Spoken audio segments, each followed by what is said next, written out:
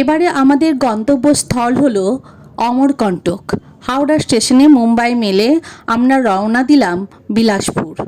বিলাসপুরে নেমে আমরা পেন্ডা রোড যাব। যারা পেন্ডা রোড যেতে চাইবে না, বিলাসপুর থেকে গাড়ি পেয়ে যাবে। 2500 টাকার মতো গাড়ি ভাড়া নেবে।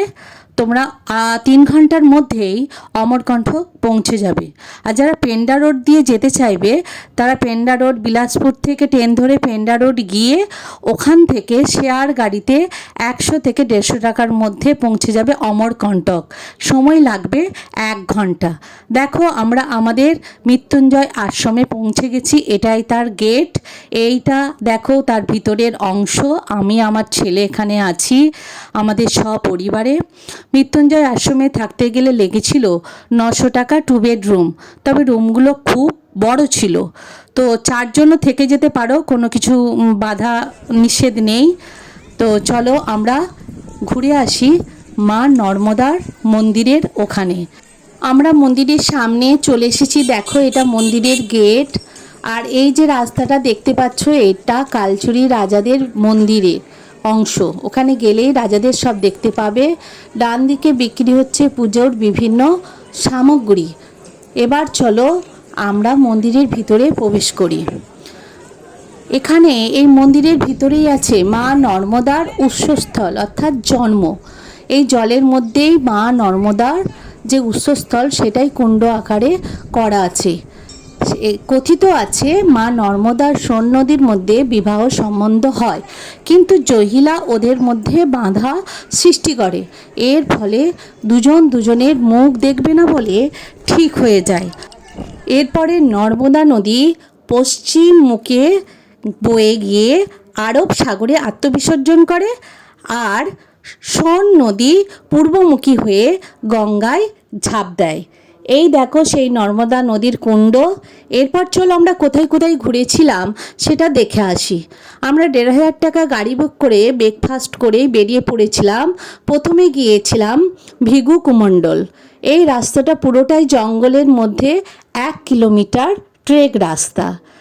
পুরোটাই জঙ্গল, শাল, সেগুন, আমলকি, হরিতকি বিভিন্ন গাছ আছে। কথিত আছে ভৃগুমুনি তপস্যা করতে করতে তার কুমণ্ডলটা ছেড়ে চলে এসেছিলেন। সেই কুমণ্ডলটাই দেখো এখানে ছাপ হয়ে আছে সবাই মনে করে, এবং হাত দিলে কুমণ্ডলের মতো জল পাওয়া যায়। সেই জল আমি শিবকে দিচ্ছি। আমরা একে একে সবাই কিন্তু ওই কুমণ্ডলের ভিতরে হাত দিয়েছিলাম এবং সবাই জল পেয়েছিলাম। এখানে পুরোটাই হচ্ছে সাধুদের বাস, তপস্যা স্থল। এখানেও ওপরে 2জন সাধু ছিলেন। এখানে কিন্তু কোনো ব্যবস্থা নেই, তবুও কিন্তু খুব নির্মল প্রাকৃতিক পরিবেশ, যা দেখলে সবারই মন শুদ্ধ হয়ে যায়। এটা হচ্ছে ধুনিপানি আশ্রম। এখানেও সাধুরা থাকে। এবার চলো আমরা যাই মাইকি বাগিয়া। এখানে বলে রাখি যে এখানে প্রচুর পরিমাণে হনুমানের অত্যাচার। সবাই কিন্তু হাতে একটা করে লাঠি নিয়ে যাবে। এটা মাইকি বাগিয়ার ভিতরের পরিবেশ। এখানেও মা নর্মদা ছোটবেলায় খেলা করতে আসতেন বলে কথিত আছে। এটা হচ্ছে মা নর্মদা। এর তলায় জলে ভর্তি। আমার ছেলে প্যান্ট তুলে দাঁড়িয়ে আছে দেখো, জল প্রচুর পরিমাণে থাকার কারণে। আমি তো মুগ্ধ এখানকার যে পরিবেশ দেখে। সত্যিই তপভূমি বলা যায়, তপভূমি এটা, কারণ এটা তপভূমির মতোই পরিবেশ। এবার চলো আমরা যাই সোনমুড়া। সোনমুড়াতে সোন নদীর উৎপত্তি স্থল। একটু পরেই তোমাদেরকে দেখাবো সোন নদী কোথা থেকে বেরিয়েছে।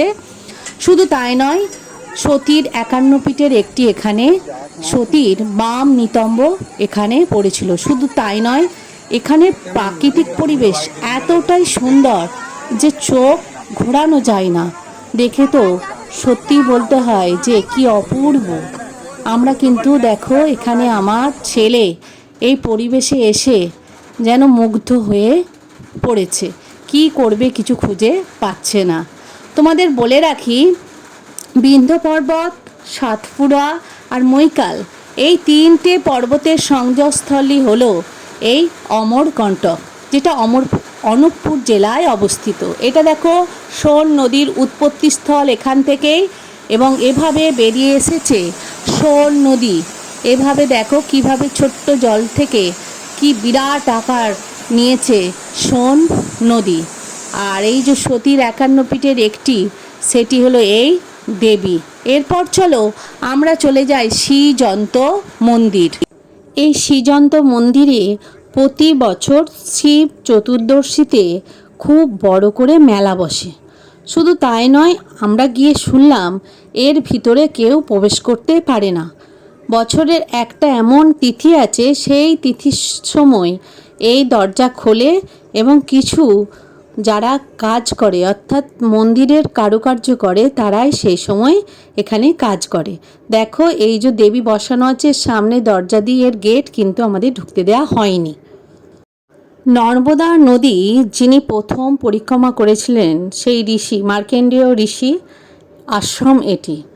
এই সেই গাছ, শিব, সেখানে আমার ছেলে দাঁড়িয়ে আছে দেখো। এবার চলো আমরা যাই কবির চতুবুড়া। এখানে কবি তপস্যা করেছিলেন। শুধু তপস্যাই নয়, কথিত আছে তাকে সমাধিস্থও করা হয়েছিল এখানে। এই বটগাছের তলায় তিনি তপস্যা করেছিলেন। এইখান থেকে নর্মদা পর্যন্ত কিন্তু একটা ট্রেক রুট আছে, এই যে দেখতে পাচ্ছ, কিন্তু বর্তমানে কেউ এই রাস্তা দিয়ে যায় না। এখানে সুন্দর প্রাকৃতিক পরিবেশ। দেখো আমার ছেলে আর মিঠাই কি সুন্দর খেলা করতে লেগে গেছে। চলো এবার যাই কপিলধারা জলধারাতে। এবার চলো কপিলধারাতে গিয়ে একটু ক্লান্ত বোধ লাগার জন্য আখের রস খেয়ে নিলাম। এই দেখো কপিলধারা। এখানে কপিল মুনি তপস্যা করেছিলেন বলে কথিত আছে। এর ঠিক তলাতেই আছে দুধধারা। দেখো আমরা পৌঁছে গেছি দুধধারা। কি দুর্দান্ত জলোচ্ছ্বাস! সবাই কিন্তু এই দেখো জল, সবাই কিন্তু খুব আনন্দ করছে। এই কপিলধারা থেকে দুধধারা নামতে গিয়ে আমাদের খুব কষ্ট হয়েছিল। রাস্তাটা ওপর থেকে, পাহাড়ি রাস্তা, ওপর থেকে নিচে নামার যে কি কষ্ট হয়েছিল, আমাদের সবাই কিন্তু যেতে পারিনি। আমরা 2-3 জন গিয়েছিলাম। খুবই কাদা, পাথর, নুড়ি, যে কোনো মুহূর্তে আমরা কিন্তু গড়িয়ে যেতে পারতাম। দুধের মতোই সাদা দুধধারা। এবার চলো ঘুরে আসি অমরেশ্বর মহাদেব মন্দির। এখানকার মহাদেবকে দেখা খুব মুশকিল। এত বড় মহাদেব আমি আগে কিন্তু দেখিনি, সত্যি আগে আমি দেখিনি। শুধু তাই নয়, এর চতুর্দিকেই ছোট ছোট শিব বসানো আছে। তাই অমরকণ্ঠকে যদি আসো, একটা সুন্দর শান্ত নিরিবিলি পরিবেশ পাবে। এত কম খরচে এখানে থাকা খাওয়া সত্যিই ভাবা যায় না। যারা শান্তিতে কিছুদিন থাকতে চাও তাদের কিন্তু অমরকণ্টক আসতেই হবে। এই দেখো অঙ্গ, সেখানেও কিন্তু ফল খেতে ব্যস্ত। এবার চলো তোমাদেরকে নিয়ে যাই দুর্গাধারা। দেখো এখানে কিছু ট্যুরিস্ট ছিল, থাকার ব্যবস্থা আছে। তারা কিন্তু পড়ন্ত বিকেল, তখন বিকেলের সময় কি সুন্দরভাবে স্নান করছে আর জল নিচের দিকে বয়ে চলে যাচ্ছে। এই দেখতে পাচ্ছি সামনে একটা ছোট বাড়ি আছে, এখানে কিন্তু থাকার ব্যবস্থা আছে। এরা কিন্তু সব বাইরে থেকে এসেছে, কি এনজয় করছে দেখো জলের মধ্যে। আমিও একটু ছবি তুলে নিলাম দেখো এই দুর্গাধারার মধ্যে। দেখো আমি সাইডে দাঁড়িয়ে আছি। এরপর তোমাদের নিয়ে যায় কালচুরি মন্দির, যেটা মা নর্মদা মন্দিরের পাশেই, যেটা বর্তমানে আর্কিওলজির আন্ডারে আছে। এই কালচুরি মন্দিরে বিভিন্ন মন্দির আছে। কর্ণ মন্দির, কালাচুরি মন্দির, জহিলা মন্দির, বিষ্ণু মন্দির, শিব মন্দির, পাতালেশ্বর মন্দির। তবে এই পাতালেশ্বর মন্দির সম্বন্ধে বলি যে শঙ্কর পাটেশ্বর ভগবান শিবের মূর্তি স্থাপন করেছিলেন, কিন্তু সেটা কালচুরি রাজা কর্ণদেবের রাজত্বের অনেক পরে বলে মনে করা হয়। দেখো কি সুন্দর প্রাকৃতিক পরিবেশ এখানে দেখতেই পাচ্ছ। তো তোমাদের বলে রাখি, এই যে অমরকণ্টক, যারা কলকাতা থেকে অমরকণ্টক যাবে তারা অনেক ট্রেন পেয়ে যাবে।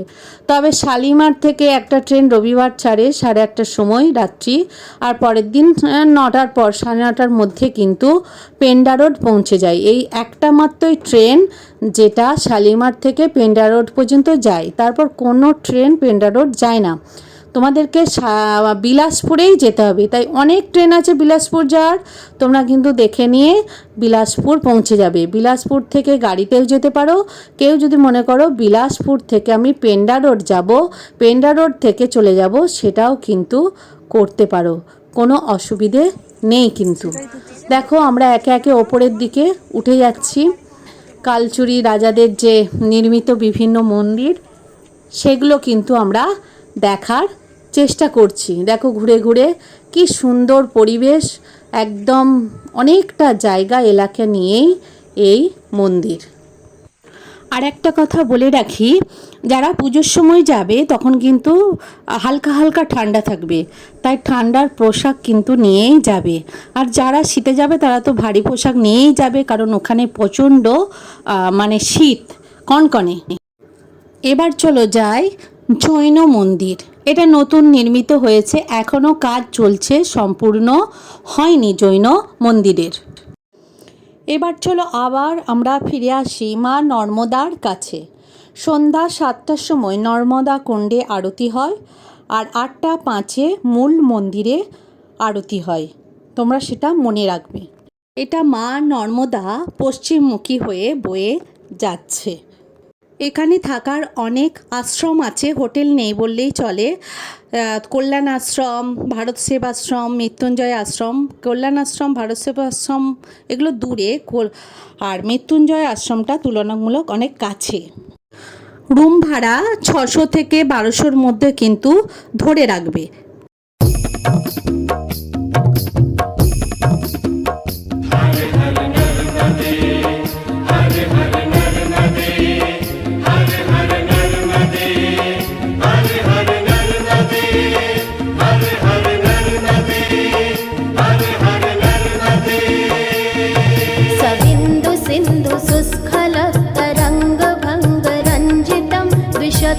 অনেক মানুষই এই কুণ্ডে স্নান করছে, চর্মরোগ ভালো হয়ে যায় এবং নিজেদেরকে পুণ্যবান মনে করে।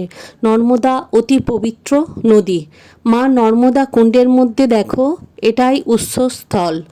আর এ হচ্ছে ভিতরের মধ্যে মন্দির যে আছে সেখানকার মূর্তি মা নর্মদা। সবাই মিলে বলি চলো জয় মা নর্মদা। তোমরা অবশ্যই এই ভিডিওটা দেখবে, লাইক করবে, কমেন্ট করবে এবং ভালো লাগলে অবশ্যই সাবস্ক্রাইবার করে দেবে।